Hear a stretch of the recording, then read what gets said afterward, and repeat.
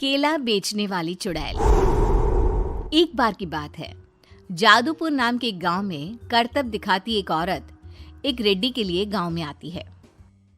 आइए आइए मेहरबान कदरदान, खाइए रोहड़ा के ताजे ताजे केले। कभी खाए नहीं होंगे ऐसे केले, पीले पीले केले खाइए। ये कहकर रोहड़ा हाथों में 4 केले लिए उन्हें सर्कल में जोर जोर से हवा में उछालती हुई करतब दिखाती है, जिसे देखकर आसपास के सारे बच्चे अपने अपने मम्मी पापा से उस औरत के पास जाने की जिद करने लग जाते हैं।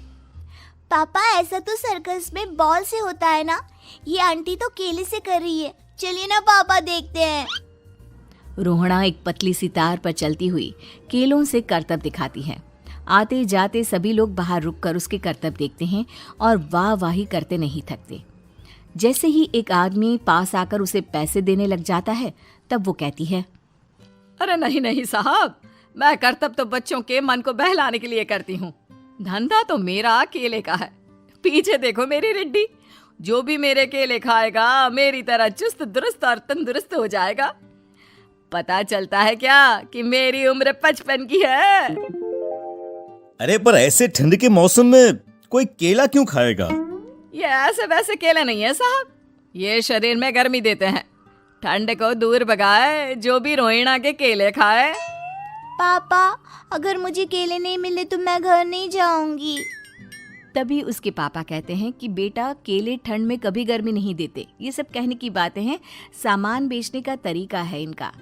पर पिंकी नहीं मानती। मैं केले खाऊंगी। पिंकी की जिद के आगे नत्थू हार जाता है और उसे केले खरीद कर दे देता है। पिंकी खुश होकर केले घर ले आकर खाती है। अब मैं भी करतब करूंगी, कितना मजा आएगा। जादुई केले। पिंकी पहला केला खत्म भी नहीं करती कि वो बेहोश हो जाती है। दूसरे केले से एक काला धुआं आता है और रोहड़ा चुड़ैल बनकर बाहर निकल आती है। मेरे भूतिया केले बच्चे न खाए, ऐसा हो ही नहीं सकता। जादूपुर वालों, कब तक बचोगे? आ गई हूं मैं रोहड़ा, जिसका कोई नहीं कर सकता सामना। रोहड़ा पिंकी को गोद में उठाकर काले धुएं में कहीं गायब हो जाती है। शाम के वक्त नत्थू घर लौटता है और पिंकी को घर में ना पाकर उसकी माँ से कहता है, माँ पिंकी कहाँ है? अरे बेटा, उसे तो तू सुबह करतब दिखाने ले गया था ना, फिर कहाँ वापस आए तुम दोनों? मुझे लगा तू उसे अपने साथ मंडी ले गया होगा। हे भगवान, मेरी बच्ची कहाँ गई? मैं उसे घर ही तो छोड़कर गया था माँ। नत्थू गांव के घर कोने में अपनी बेटी को ढूंढता है, पर उसे वो कहीं नहीं मिलती। परेशान होकर आखिर रो रो कर नत्थू हिम्मत हार कर घर लौट आता है। अगली सुबह रोहड़ा फिर से करतब दिखाने आती है और इस बार पिंकी की तरह रोनी केले खरीद लेता है। 50 रुपए दिए थे पापा ने, सारे पैसों की मैंने केले खरीद लिए हैं। अब मैं भी आंटी की तरह ही करतबबाज बन जाऊंगा। यही सोचते हुए रोनी केले खाता है और पहला अकेला केला आधा खत्म भी नहीं करता कि चुड़ैल उसके सामने आ जाती है। मेरे साथ चलने का समय आ गया है रोनी। ये तो बस शुरुआत है। अब इस गांव के सारे बच्चे धीरे धीरे मेरे कब्जे में होंगे, एक बच्चा भी नहीं बचेगा। ये कहकर रोनी को गोद में लेकर काले धुएं में अदृश्य हो जाती है। इसके बाद हर रोज गांव में से कोई ना कोई बच्चा गायब होता, पर ऐसा क्यों हो रहा है किसी को भी समझ में नहीं आ पा रहा था।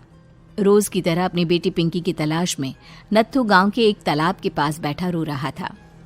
कहाँ गई मेरी पिंकी? शकुंतला के जाने के बाद एक वही तो मेरा सहारा थी। अरे उसकी आत्मा कोस रही होगी मुझे कि मैं अपनी बच्ची को संभाल भी नहीं पाया। नत्थू ये कहता हुआ रो ही रहा था कि तभी तालाब में से उसे शकुंतला की आवाज सुनाई देती है।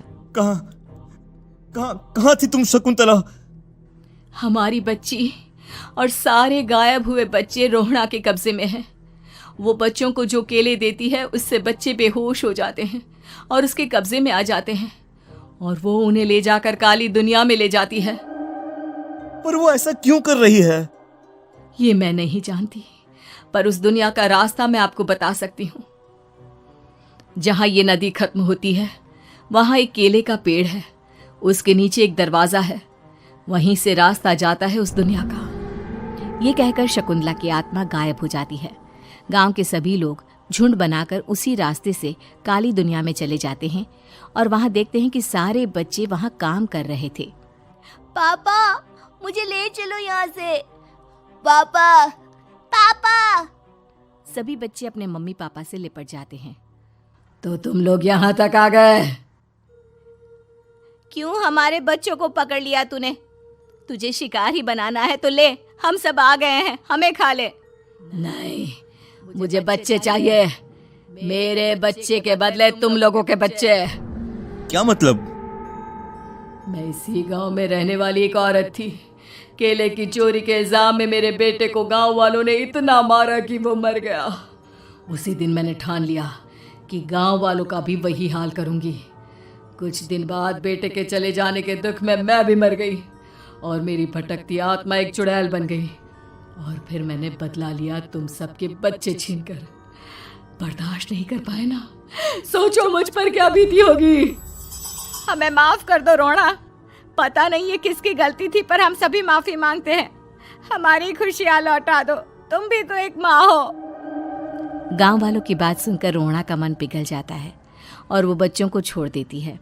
उसके बाद काली दुनिया बच्चों के लिए जादुई दुनिया बन जाती है। अब कोई भी कभी भी